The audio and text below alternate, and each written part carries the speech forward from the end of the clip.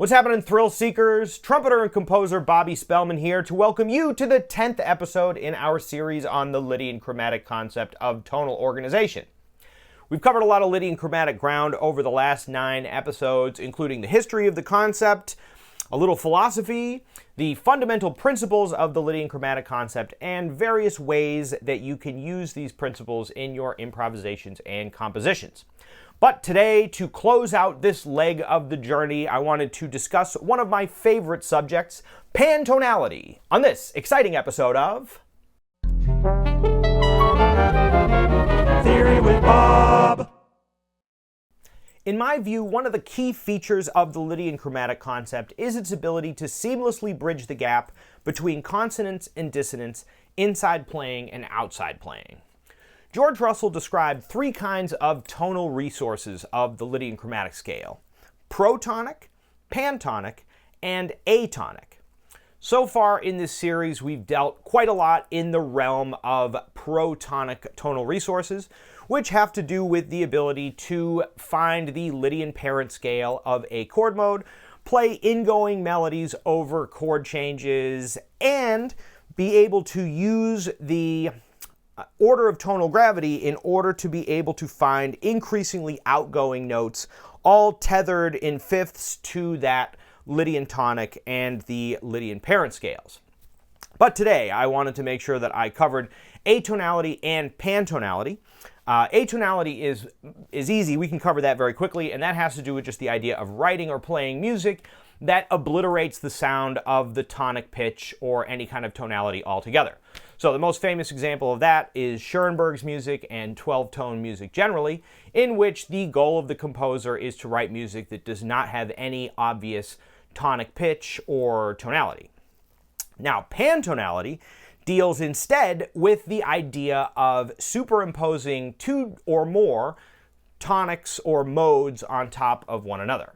And oftentimes those modes can be very unrelated, and that gives you a very exciting sound that would be the pantonal sound, in which you have different tonalities superimposed on top of one another.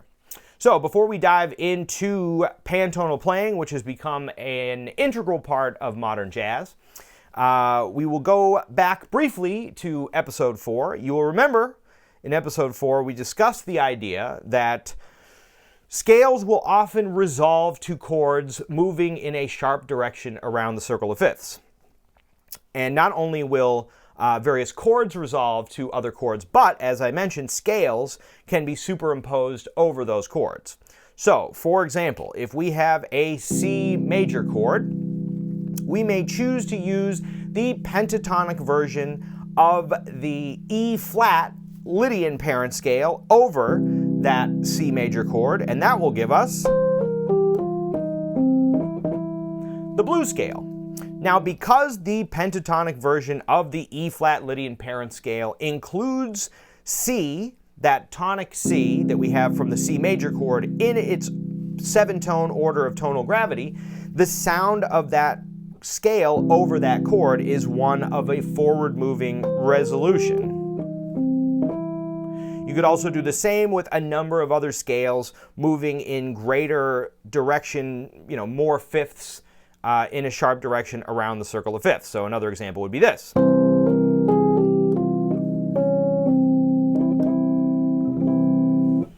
Now, if you, instead of moving in a sharp direction around the circle of fifths and implying flat-lying scales over otherwise sharp-lying chords, you move to the other side of the circle of fifths and use the sharp side of the circle of fifths to resolve to an underlying chord, now you get the sound of pantonality. You get the distinct sound of 2 scales or modes or tonalities being played over one another. It gives you a very distinctive, very bright and interesting kind of sound. So in that case, for example, if we had that C major chord, we would be talking about using, for example, an E Lydian sound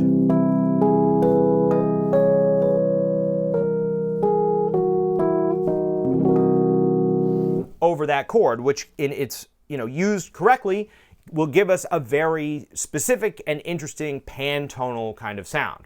Now, one of my favorite examples of this in the wilds is in the composition The Housatonic at Stockbridge by one of America's great composers, Charles Ives. I love Charles Ives, and he was a master of using bitonality, pantonality, and plying keys on top of one another. If you're unfamiliar with Charles Ives' music, check it out, because not only as a modern musician, but as a New Englander, I have a big appreciation for Charles Ives.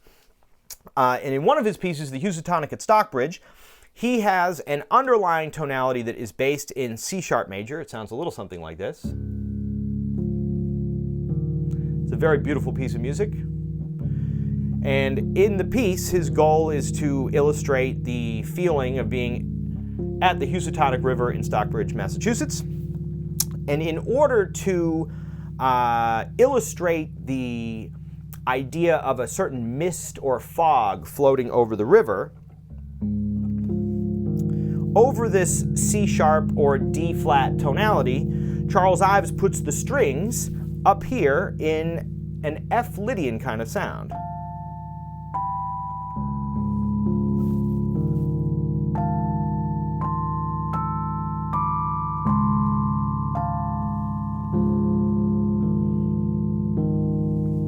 Now, as you will know, the underlying tonality being in D-flat puts us in a D-flat Lydian realm, and this F Lydian sound is then going to be 4/5 in a sharp direction around the circle of fifths.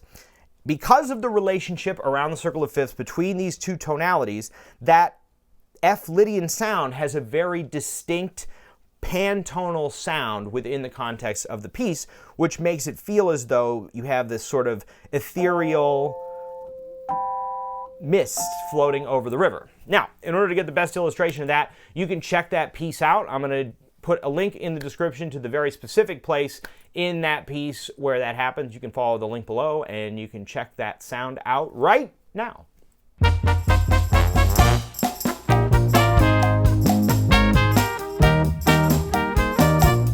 Now, I was inspired by Charles Ives' use of pantonality, and I wrote a pantonal piece of my own entitled At the Brink, which appears on my album Revenge of the Cool. In this tune, I put the saxophones in D-flat and the brass in F Lydian in order to create that pantonal, bitonal sound in which the D-flat and F tonalities are 4/5 apart from each other on the circle of fifths. So I'll give you a little example of what that sounds like, and it goes like this.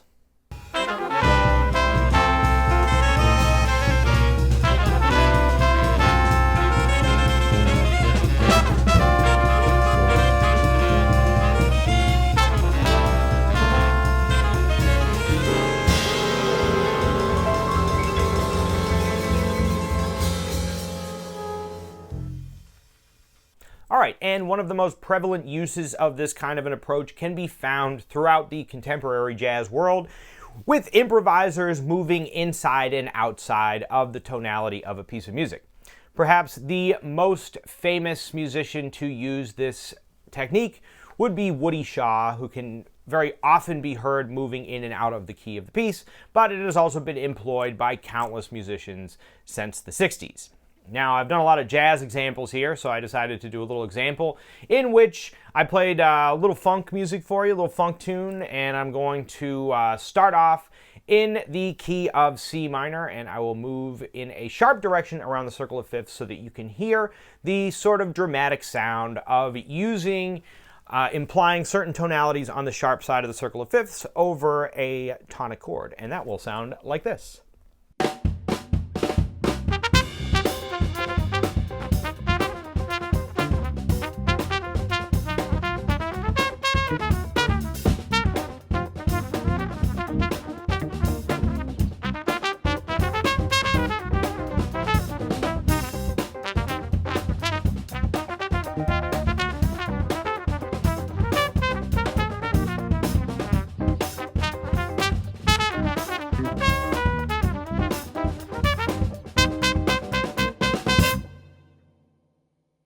All right, and I will add that one of the most common ways to use this kind of a pantonal approach is to superimpose two tonalities which exist on the opposite ends of the circle of fifths. So, for example, C Lydian and F sharp Lydian played together will certainly give you a very dramatic pantonal effect, the likes of which you will hear in the music of Woody Shaw and others.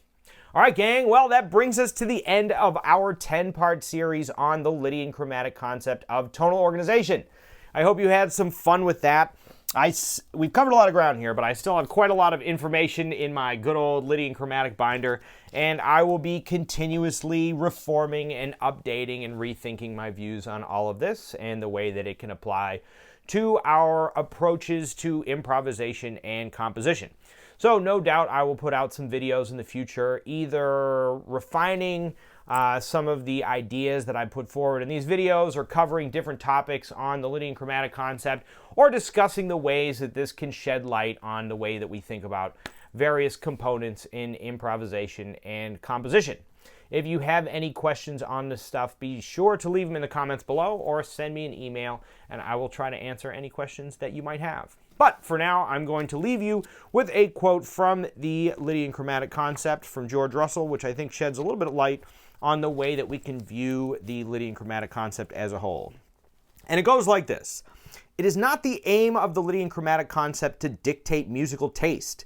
It simply organizes the tonal resources of equal temperament within the most expansive tonal environment available, the Lydian chromatic scale. Within that environment, the musician is free to be ingoing or to any degree outgoing in relation to the prevailing Lydian tonic. However, such freedom must be exercised within the prevailing level of tonal gravity in accord with its law and chief features. The failure to do this does not mean you are wrong. The Lydian chromatic concept of tonal organization is objective and therefore strives to not impose rights and wrongs on the individual's musical choices. Gravity is being and doing, not right or wrong." So go forth, musicians.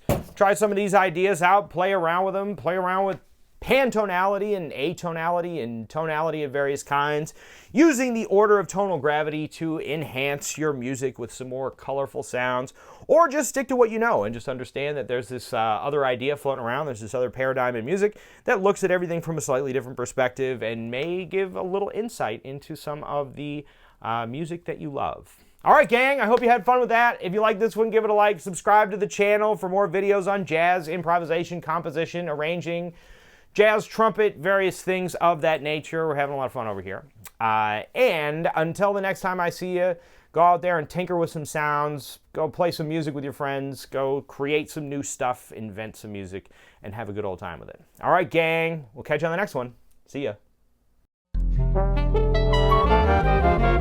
Theory with Bob. All right, gang, thanks so much for checking out this video.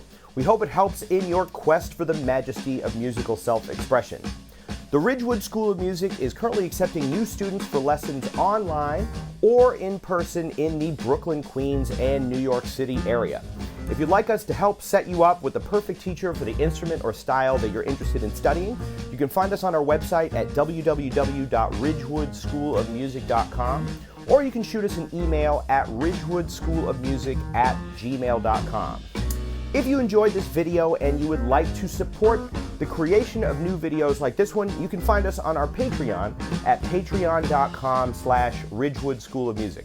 There, as a subscriber to the Patreon, you can gain access to bonus content, including bonus videos, exercises in improvisation and different instruments, as well as bonus transcription videos.